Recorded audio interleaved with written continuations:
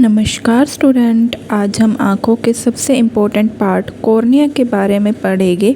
ये optometry, ophthalmology और competitive exam के लिए मोस्ट इम्पॉर्टेंट टॉपिक है। कॉर्निया क्या होता है?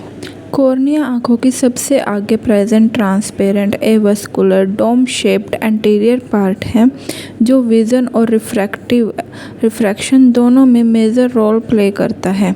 ये आइरिस, प्यूपिल और एंटीरियर चैम्बर को कवर करता है। कॉर्निया आई के टोटल रिफ्रैक्टिव पावर का सबसे बड़ा हिस्सा प्रोवाइड करता है। ये लगभग 43 डायोप्टर्स का होता है। इम्पोर्टेंट पॉइंट, कॉर्निया ट्रांसपेरेंट होता है, इसमें ब्लड वेसल्स नहीं होती, इसी वजह से ये एवस्कुलर स्ट्रक्चर है। बहुत ज़्यादा सेंसिटिव होता है कॉर्निया। आई की मेन रिफ्रैक्टिव सरफेस कॉर्निया होता है। Function of cornea. First, refraction. Cornea incoming light rays को बैंड करके रेटिना पर फोकस करने में हेल्प करता है। आई की मैक्सिमम रिफ्रैक्टिव पावर कॉर्निया से मिलती है, जिसकी वजह से हमें विज़न प्रोवाइड होता है।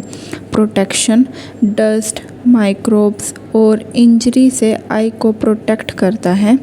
Third, optical clarity. स्मूथ और ट्रांसपेरेंट सरफेस प्रोवाइड करता है, जिससे क्लियर विज़न मिलती है। UV absorption. Cornea harmful UV rays को कुछ हिस्से एब्जॉर्ब करता है और आई को डैमेज होने से बचाता है। Dimensions of cornea. Horizontal diameter 11.7 mm, vertical diameter 10.6 mm, centre thickness 0.52 mm, peripheral thickness 0.7 mm, radius of curvature 7.8 mm। ये डायमेंशंस क्लिनिकल प्रैक्टिस और कॉन्टैक्ट लेंस की फिटिंग में बहुत इम्पोर्टेंट होती है। Layer of cornea. कॉर्निया में ट्रेडिशनली 5 लेयर्स होती है: epithelium layer, Bowman's layer, stroma layer, Descemet membrane, endothelium layer. First, epithelium outer most layer होती है। स्ट्रेटिफाइड स्क्वेमस नॉन क्रेटेनाइज्ड एपिथेलियम होती है। रैपिडली रीजनरेट होती है, किसी भी इंजरी या ट्रॉमा के बाद ये रैपिडली रीजनरेट हो जाती है। प्रोटेक्शन और स्मूथ ऑप्टिकल सरफेस प्रोवाइड करती है। सेकेंड, बोमेंस मेम्ब्रेन ए सेलुलर कोलाजन लेयर होती है, इंजरी के बाद रीजनरेट नहीं होती, कॉर्निया के स्ट्रेंथ और प्रोटेक्शन देती है। थर्ड, स्ट्रोमा सबसे थिक लेयर होती है, कॉर्नियल थिकनेस का लगभग 90% पार्ट स्ट्रोमा लेयर ही होती है। कोलाजन फाइबर्स और केराटोसाइट्स से बनी होती है, ट्रांसपेरेंसी और स्ट्रेंथ मेंटेन करती है। डेसिमेंट्स मेम्ब्रेन ये सबसे मजबूत लेयर होती है, एंडोथेलियम की बेसमेंट मेम्ब्रेन होती है, स्ट्रॉन्ग एंड प्रोटेक्टिव बैरियर की तरह काम करती है, इंजरी के बाद रीजनरेट कर सकती है। Endothelium inner most single cell layer होती है, कॉर्नियल डिहाइड्रेशन को मेंटेन करती है, एक्सेस फ्लूइड को पंप करती है, जिसकी वजह से कॉर्निया ट्रांसपेरेंसी को मेंटेन करता है। कॉर्निया की 5 लेयर को याद करने के लिए easy trick: every body should drink energy. Every epithelium layer, body Bowman's layer, should stroma, drink Descemet membrane, energy endothelium membrane. ये एग्ज़ाम में इन लेयर्स को याद करने के लिए बहुत ही अच्छा तरीका है। Nutrition of cornea. जैसे कि हम लोग जानते हैं कॉर्निया में ब्लड वेसल्स नहीं होती, ये एवस्कुलर स्ट्रक्चर होता है।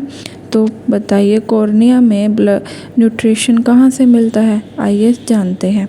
टीयर से, एक्वस ह्यूमर से, लिम्बल ब्लड वेसल से, इसीलिए कॉर्निया को एवस्कुलर टिश्यू कहा जाता है। Nerve supply of cornea.